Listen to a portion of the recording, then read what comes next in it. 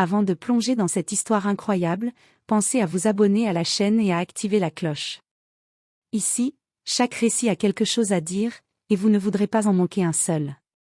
Marcus Johnson n'avait jamais imaginé que sa vie pourrait changer du tout au tout en une seule journée. À 28 ans, ce jeune serveur noir de New York vivait modestement, partageant un petit appartement avec son frère cadet et enchaînant les heures dans un restaurant chic de Manhattan. Malgré la fatigue et les difficultés, il gardait toujours le sourire, rêvant d'une vie meilleure, loin de la précarité et des factures impayées. C'est lors d'un gala de charité, où il servait des coupes de champagne avec une politesse impeccable, qu'il rencontra Evelyn Carter. Elle était assise dans le salon principal, drapée dans une robe couleur rubis, ses cheveux argentés brillant sous les lustres en cristal. À 65 ans, Evelyn dégageait une aura magnétique, élégante, raffinée, et étrangement fascinée par ce jeune serveur qui, malgré sa jeunesse, semblait posséder une sagesse tranquille. Leurs regards se croisèrent plusieurs fois, et Evelyn engagea la conversation. Elle posa des questions sur sa vie, ses rêves, et surtout, sur ce qui le rendait heureux. Marcus, flatté et intrigué par son intérêt sincère, se laissa emporter par le charme de cette femme mature, riche et influente. Elle parlait avec assurance, avec une voix douce mais autoritaire, et lui proposa une chose improbable, un mariage rapide. L'amour n'a pas d'âge, Marcus, avait-elle murmuré avec un sourire énigmatique. Et la vie est trop courte pour attendre. Aveuglé par l'excitation et la promesse d'un avenir luxueux, Marcus accepta presque instinctivement. En quelques heures, les invitations furent envoyées, les alliances choisies, et un contrat de mariage rédigé.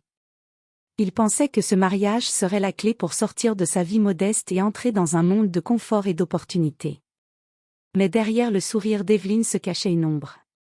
Des signes subtils, presque imperceptibles, commençaient à percer le voile de cette relation, un léger frisson dans son regard quand elle parlait d'argent, des murmures qu'elle gardait pour elle, et des pièces du pantouse soigneusement verrouillées, que Marcus n'était pas autorisé à voir.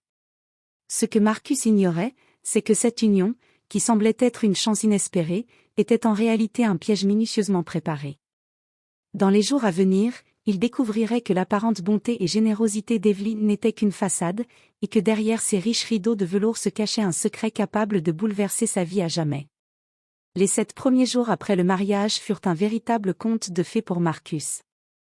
Il vivait désormais dans un somptueux penthouse surplombant Central Park, décoré de meubles anciens, de tableaux de maître et de lustres en cristal. Chaque matin, une équipe de domestiques s'assurait que sa maison brille de propreté, et chaque repas était digne d'un restaurant étoilé. Pour Marcus, c'était un rêve devenu réalité. Evelyn était charmante et attentionnée, du moins en apparence.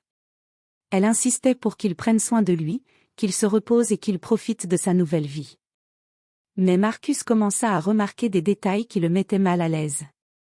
Evelyn passait des heures enfermée dans son bureau, parlant avec des voix qu'il ne pouvait jamais entendre au téléphone.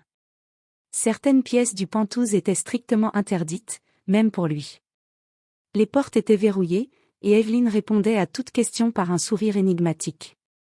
Des appels anonymes apparaissaient sur son téléphone, des numéros masqués qu'Evelyn ignorait ostensiblement. Un soir, en dînant avec elle dans la salle à manger ornée de chandeliers, Marcus tenta d'engager une conversation sur ces mystères. « Evelyn, certaines pièces sont verrouillées depuis que je suis ici. Puis-je savoir pourquoi ?» Evelyn sourit doucement, sans lever les yeux de son assiette. « Certaines choses doivent rester privées, Marcus. La confiance se mérite avec le temps. » Mais le sourire ne parvint pas à masquer le froid glacial qui se cachait dans ses yeux. Marcus sentit un frisson parcourir son échine. Malgré ces signes, il se répétait qu'il devait faire confiance à Evelyn. Après tout, elle lui offrait une vie qu'il n'aurait jamais pu imaginer. Mais chaque jour, une petite voix dans son esprit lui soufflait que tout n'était pas comme il le pensait. Et il ne se doutait pas encore que ce voile de luxe et de séduction cachait un secret beaucoup plus sinistre que ce qu'il aurait pu imaginer. Evelyn n'était pas seulement une femme riche et mystérieuse, elle avait un passé qu'aucun jeune homme naïf n'aurait pu prévoir, et ce passé était sur le point de ressurgir pour bouleverser sa vie. Le 8e jour, le luxe et les sourires d'Evelyn commencèrent à perdre leur éclat pour Marcus. L'impression d'être manipulé grandissait chaque fois qu'il voyait son regard fuyant ou qu'elle raccrochait subitement son téléphone. Cette nuit-là, l'insomnie le poussa à explorer le Penthouse, à la recherche de réponses. En s'approchant d'un bureau massif qu'Evelyn gardait toujours verrouillé, Marcus remarqua que le vieux coffre en bois dans un coin de la pièce n'était pas fermé correctement. Avec un mélange de curiosité et d'appréhension, il l'ouvrit, et fut immédiatement frappé par ce qu'il y trouva. Des piles de documents financiers, mais certains semblaient plus sinistres, contrats étranges, testaments modifiés et lettres menaçantes à d'anciens conjoints ou associés. Des photos anciennes, représentant des hommes et des femmes entourés de Marcus, mais certains visages avaient été soigneusement rayés ou floutés, comme si Evelyn voulait effacer leur existence. Un journal intime, jauni par le temps, dont les pages révélaient peu à peu la véritable personnalité de la femme qu'il croyait connaître. Marcus lut, le cœur battant, et découvrit qu'Evelyn n'était pas simplement riche, elle avait construit sa fortune en manipulant, en trompant et parfois en éliminant discrètement tous ceux qui se mettaient en travers de son chemin. L'écriture dans le journal était glaciale, calculatrice, presque sans émotion. Une phrase le figea. Le prochain mari doit payer pour mes erreurs passées. Que le contrat soit respecté. Il ne sait rien, et il ne doit rien savoir avant que je ne décide. Un frisson parcourut Marcus. La réalité s'abattait sur lui, son mariage n'était pas basé sur l'amour. Il avait été choisi, comme une pièce dans un plan froid et cruel. Evelyn avait minutieusement sélectionné un jeune homme naïf pour ses propres motifs, et maintenant, il était prisonnier de son luxe doré et de ses règles invisibles. Quand Evelyn entra dans la pièce sans frapper, Marcus referma précipitamment le journal. Mais son regard perçant le transperça comme une lame. « Pourquoi es-tu ici, Marcus » demanda-t-elle, avec une voix calme mais glaciale. Marcus sentit que chaque mot pourrait déclencher une tempête. Il avait compris qu'il n'avait pas encore découvert toute l'étendue du danger. Cette nuit-là, il réalisa que son conte de fées s'était transformé en piège. Et il devait décider rapidement, rester dans cette illusion confortable et risquer sa vie, ou trouver un moyen de se libérer avant qu'il ne soit trop tard. Les jours suivants furent un enfer pour Marcus. Evelyn ne cessait de le tester, de le surveiller subtilement et de manipuler ses émotions. Chaque geste, chaque mot était calculé pour le garder sous son contrôle. Elle connaissait ses habitudes, ses pensées, même ses peurs les plus profondes. Marcus comprit avec horreur qu'il n'avait aucun espace pour respirer dans ce Penthouse doré. Un soir, Evelyn l'invita à dîner dans sa salle à manger principale.